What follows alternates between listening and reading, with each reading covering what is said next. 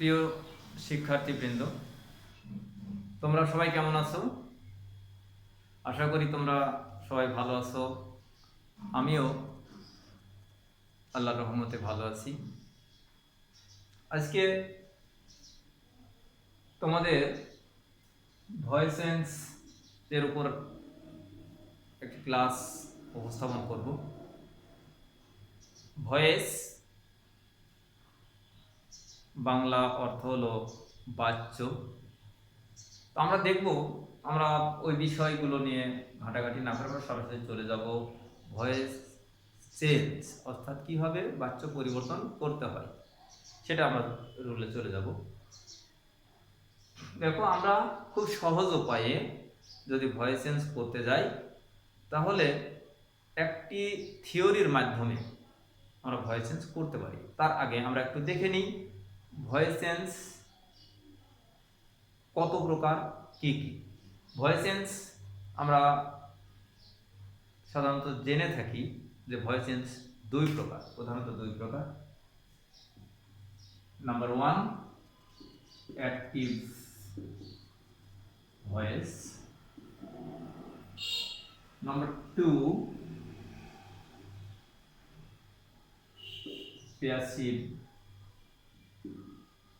Voice. তাহলে আমরা জানলাম যে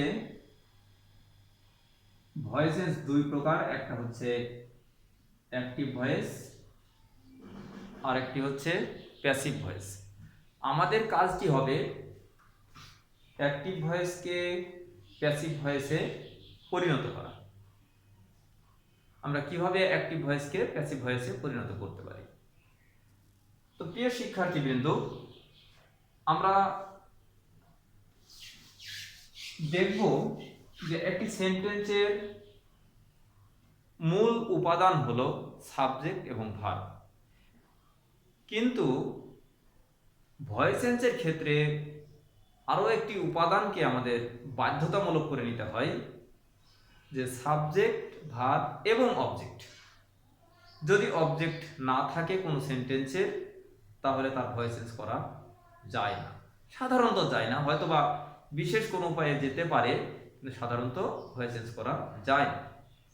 তাহলে আমরা একটু দেখব যে she eats rice। আমরা যদি এটাকে সেন্টেন্সটাকে একটু বিশ্লেষণ করতে যাই তাহলে দেখব এটা সাবজেক্ট, এটা ভার্ব, এটা অবজেক্ট। আমাদের এই তিনটা জিনিস কিন্তু খুব বিশেষভাবে প্রয়োজন হবে এই ভয়েস চেঞ্জ অর্থাৎ অ্যাক্টিভ থেকে প্যাসিভ করার জন্য। এটা অ্যাক্টিভ ফর্মে আছে। আমরা প্যাসিভ করতে গেলে আমাদের কি করতে হবে? অবজেক্টকে সাবজেক্ট করা লাগবে। তাহলে আমরা কি করব? এই যে অবজেক্ট, এই অবজেক্টকে আমরা নিয়ে আসছি সাবজেক্টের জায়গায়, কি করলাম? লিখলাম রাইস, রাইস। তারপরে কি, অ্যাক্টিভ থেকে প্যাসিভ করতে গেলে প্রতি ক্ষেত্রেই বাইরে থেকে কিন্তু একটি অক্সিলারি ভার্ব আনতে হবে। টেন্স অনুযায়ী বাইরে থেকে একটি অক্সিলারি ভার্ব আমাদের সেটআপ দিতে হবে এখানে। তাহলে আমরা অবজেক্টকে সাবজেক্ট করেছি, এবার বাইরে থেকে এটা আমরা টেন্সের কথা বিবেচনা করতে গেলে দেখব প্রেজেন্ট ইনডিফিনিট। তাহলে প্রেজেন্ট ইনডিফিনিটের ক্ষেত্রে এম, ইজ, আর এই তিনটার ভিতরে যে কোনো একটা সাবজেক্ট অনুযায়ী বসালেই হবে। তাহলে আমরা ইজ বসাবো, ইজ। তাহলে রাইস ইজ। তারপরে বলা হয়েছে মূল ভার্বের পাস্ট পার্টিসিপল কিন্তু হবে, ইটেন।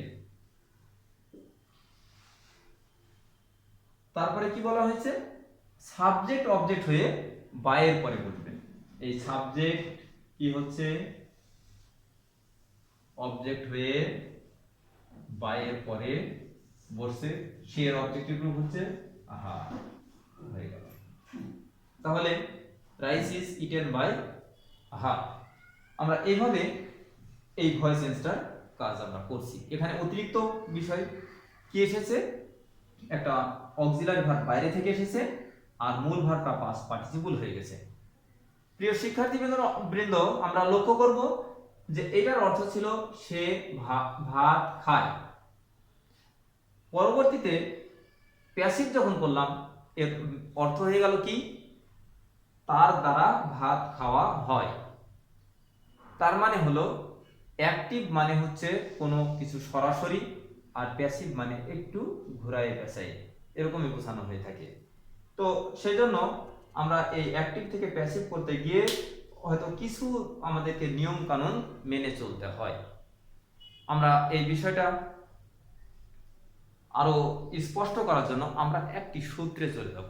প্রিয় শিক্ষার্থীবৃন্দ, যদি আমরা এই সূত্রটি সঠিকভাবে ব্যবহার করতে পারি তাহলে আমরা অবশ্যই যে কোনো রকমের ভয়েসেন্স একটি সূত্রের মাধ্যমে করা সম্ভব। অন্য কোনো স্ট্রাকচার বা কোনো সূত্র আমাদের মুখস্থ করা বা ক্যাপচার করার কোনো প্রয়োজন হবে না, একটি সূত্রের মাধ্যমেই সেটা সম্ভব। তাহলে দেখি আমাদের সেই সূত্রটা কি আছে, আমরা একটু মনোযোগ সহকারে শুনবো। যে অ্যাক্টিভ ভয়েসকে প্যাসিভ ভয়েসে পরিণত করতে হলে নাম্বার 1, অ্যাক্টিভ ভয়েসের অবজেক্ট প্যাসিভ ভয়েসে সাবজেক্ট হবে। নাম্বার 2, প্রতি ক্ষেত্রে বাইরে থেকে একটি করে অক্সিলারি ভার্ব আসবে, কিন্তু মনে রাখতে হবে প্রেজেন্ট ইনডিফিনিটের ক্ষেত্রে এম ইজ আর এবং পাস্ট ইনডিফিনিটের ক্ষেত্রে ওয়াজ আর। তাছাড়া যে কোনো প্রকার সেন্টেন্সের ক্ষেত্রে বি সরাসরি আসবে এবং টেন্সগত রূপ ধারণ করে ওই মূল ভার্বের টেন্সগত রূপ ধারণ করে ওই মূল ভার্বের ঠিক পূর্বে বলবে। নাম্বার 3, মূল ভার্বের পাস্ট পার্টিসিপল হবেই। নাম্বার 4, অ্যাক্টিভ ভয়েসের সাবজেক্ট প্যাসিভ ভয়েসে অবজেক্ট হয়ে বাইর করে বলবে। এই চারটি রুল, আমরা যদি এই চারটি রুল ঠিকভাবে আয়ত্ত করে নিই এবং আমরা যদি অ্যাপ্লাই করতে পারি, প্রয়োগ করতে পারি আমরা যদি সঠিকভাবে সেন্টেন্সের উপর, তাহলে আমাদের অ্যাক্টিভ থেকে প্যাসিভ ফাংশনটি খুব সহজ হয়ে যাবে এবং কখনো ভুলবো না।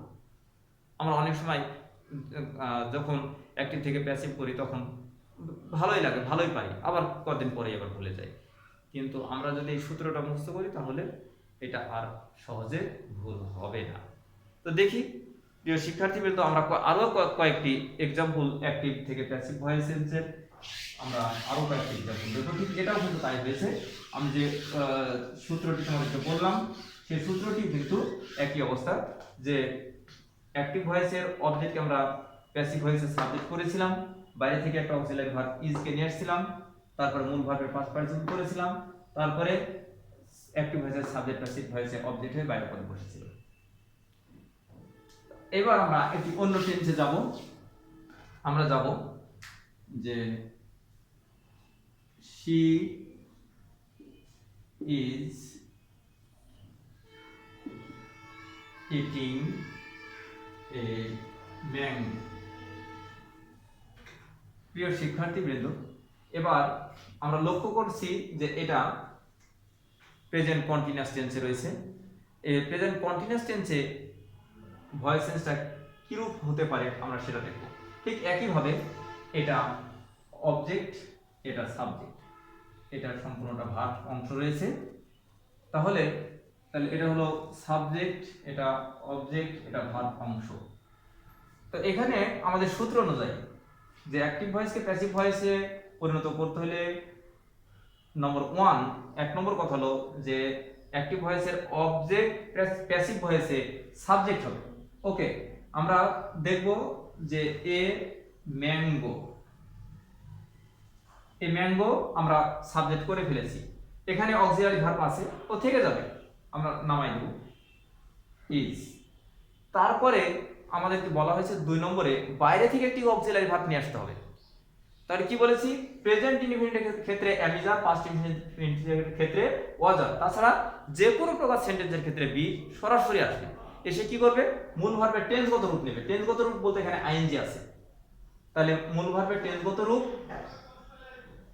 সে বি নিয়ে নেবে। কি কি করলো, তাহলে বিং হয়ে গেল, আইএনজি বিং হলো।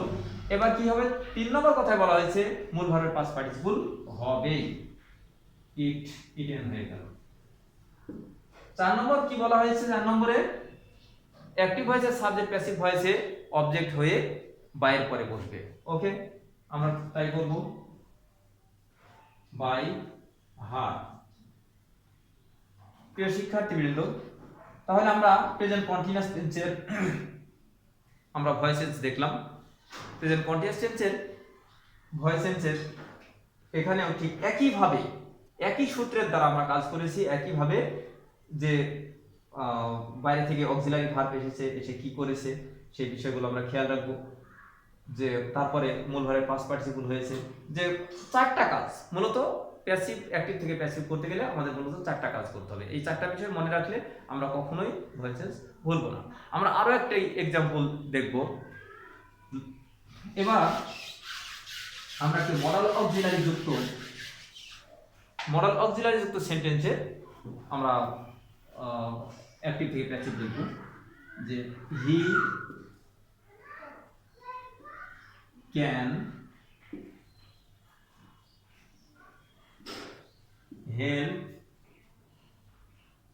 Help them. প্রিয় শিক্ষার্থীবৃন্দ, এটা মডাল ইন দা প্রেজেন্ট বলা হয় এটাকে। এটা কিন্তু প্রেজেন্ট ইনডিফিনিটও না, পাস্ট ইনডিফিনিটও না, মডাল ইন দা প্রেজেন্ট। এই সেন্টেন্সটাকে বলা হয় মডাল ইন দা প্রেজেন্ট।